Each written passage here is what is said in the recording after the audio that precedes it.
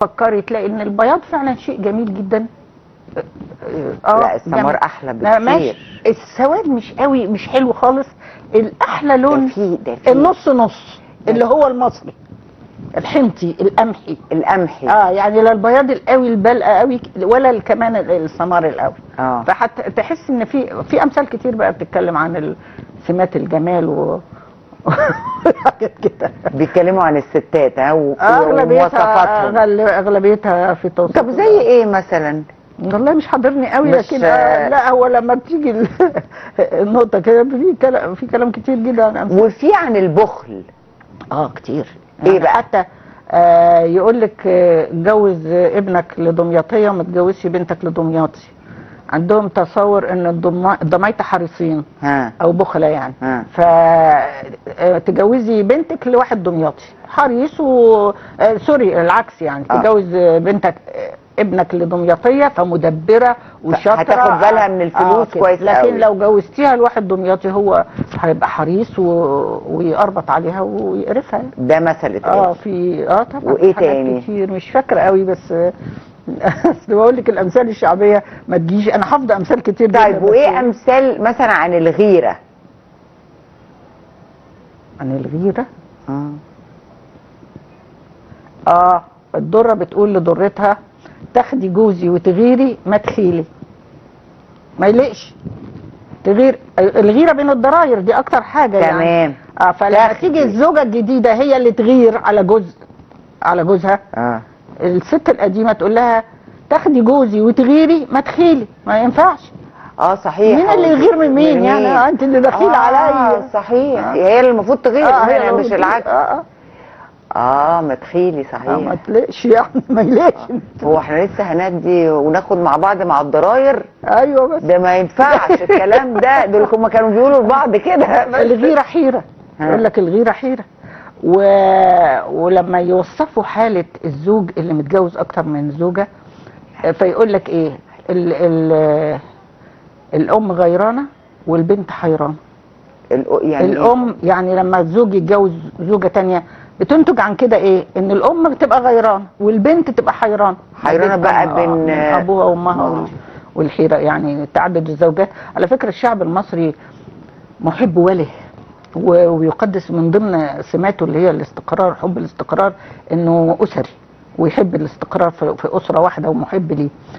ففي كم كبير جدا من الامثال اللي بتقدس فكره الوحدانيه، فكره التعدد دي. عشان كده دايما يعني يشتموا في الشخص اللي بيتجوز يا قادر يا فاجر يا مش عارفه هلت عليه وليته، ويعني يقللوا من قدر الراجل المزواج يعني. مش العكس. في امثال اتقالت التفرقه بين الولد والبنت؟ كتير. في مثلا يقول ايه؟ لما قالوا لي ده غلام اتشد ظهري واستقام، ولما قالوا لي دي بنيه اتهد ظهر البيت حيط البيت عليا. لما قالوا لي بس في مثل واحد هو اللي يمكن بينصف شويه خلفه البنت، بس برضه بيربطها بقضيه متعلقه بوضعها كأنثى. يعني لما قالوا لي دي بنيه قلت الحبيبه اهي جايه تكنس لي وتمسح لي وتملى البيت عليا. هي الشمس والمسح فيها قدر يعني فيها قدر من ان يعني لدورها في البتاع. تاني بقى لما قالوا لي ده غلام اتشد ظهره واستقام وجابوا لي البيض مقشر وعليه السمن عام، ولما قالوا لي دي بنيه هد ظهر البيت عليا وجابوا لي البيض بقشره وعليه بدل السمن ميه. يا نهار ابيض على التفرقه. تفرقه فظيعه طبعا. يا نهار ابيض. لان الشعب المصري بيحب من ضمن برضه سمه الاصول دي، وانه تمسكه بالعادات وبالتقاليد والامتداد الاسري.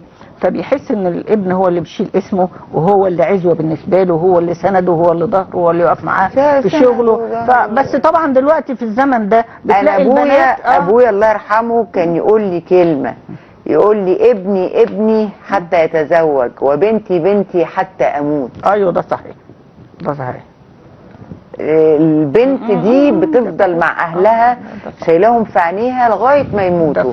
الابن بيروح لا، لمراته. وابتدى الوجدان المصري يتقبل فكره ان البنت هي الاخلص وهي اللي ابقى وهي اللي حنينه عليهم، وان الزوج بتاخده مراته وكده. يعني ما بداوا ناس كتير جدا يقتنعوا بالفكره دي، حتى اللي كانوا بيحبوا الولاد قوي ويعتبروا. بس برضو بيظل الراجل يعتز بان هو عشان إن حكايه ده الاسم، ان هو هي عشان الاسم ده اللي هيحمل اسمه وده اللي هيخلده مع ان لما تيجي تفكري يعني انت كنت مثلا هتورثوا ايه بالظبط كده. يعني على ايه ده انك يكون لك ابن ولد؟ زي مشكله كبيره دي في الشعب المصري يا جماعه. اعرف واحد والله ما لاقي ياكل، فضل يخلف يخلف يخلف عشان يجيب لغايه ما جاب الولد نمره 5. قلت له طب سؤال، انت ليه قال لي علشان يشيل اسمي. قلت له اسم ايه؟ لا انا والدي بقى جاب اسمه الازبكيه. جاب من مامتي 4 بنات، وبعدين اتجوز تاني جاب 4 بنات، وبعدين جاب الولد. بعدها ب3 سنين مات، ما لحقش يتهنى بالولد. بتتكلمي بجد؟ والله بجد، انت اللي فكرتيني. وعلى فكره اصل كمان هم مش قادرين يفهموا او لقوا علميا ان السبب في الولد او البنت هو الراجل. الزوج. بس دي يعني مساله علميه، بس مش كل الناس عارفاها. ما زال في رجاله متشبثه وتقول لك لا مش مظبوط، ودي حقيقه تاني اغير. الراجل هو اللي عنده الحته بتاعت ولد او بنت، مش الست. فما زال الشعب المصري في ناس كتير بتحب خلفة الصبية اكتر من البنات. طيب وقالوا ايه على مثلا الافراح؟ الفرح مليح ولو بصفيح. الفرح مليح ولو بصفيح. وقالوا كمان لسه كانت في بالي، الفرح مليح ولو بصفيح، ونجاك الفرح نهبه نهيبه. مش لما يجي. لا والله انا صدق معايا المثل ده. هقول لك على حاجه، انا صدق معايا المثل ده فعلا.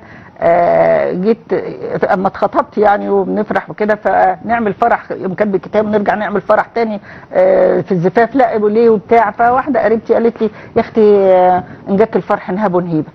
فعملت في كاتب الكتاب الهيصه وبتاع. فعلا بعدها مات عبد الناصر في سنه 70، وكان حزن عام. كان ما ينفعش. فما قدرتيش تعملي خلاص ولا كنت قادره حتى البس فستان. اخذ الباب وراه. فلما يجي لك فرصه للفرح، ان جت الفرح انهبه نهيب. اعمل فيه كل اللي انت عايزه، واعمل ما بدالك، عشان ما تضمنش بكره شكله ايه. على فكره دي جزء من الشخصيه المصريه برضو، انها والله بتتحسب لبكره دايما.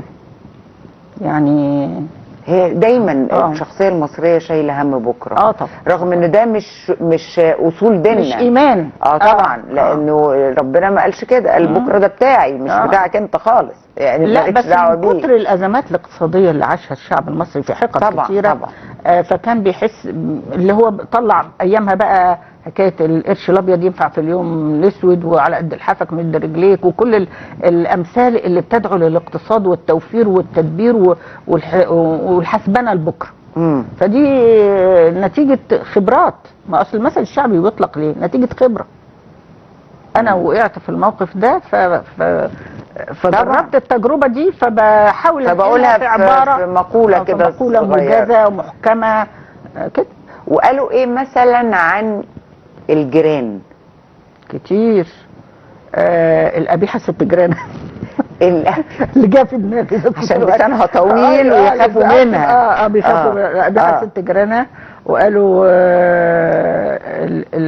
الغيره في القرايب، لا الغيره في الجيران، مش عارفه ايه في القرايب، والغيره في الجيران، ان اللي جارك هو اللي ممكن يغير منك. حاجه كده يعني. وان عداك جارك سد باب دارك. ان عداك جارك سد باب، اقفل الباب اللي ناحيته خالص، ما تعديش عليه حاجه بالمره. لكن طبعا في ناس كتير النبي وصى على 7 جار، ودي بقى حاجات فيما بعد الاسلام، ان بالعكس الجار زي الرسول قال كده، حتى يوصي بالجار حتى كاد نتصور ان هو هيورثه معانا.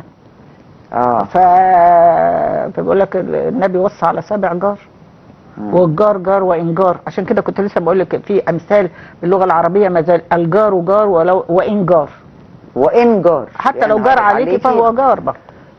لازم يراعى له حرمته وله يعني. قولوا لك يا جارتي لادفعت مرارتي. دي لما كانت زمان التسليه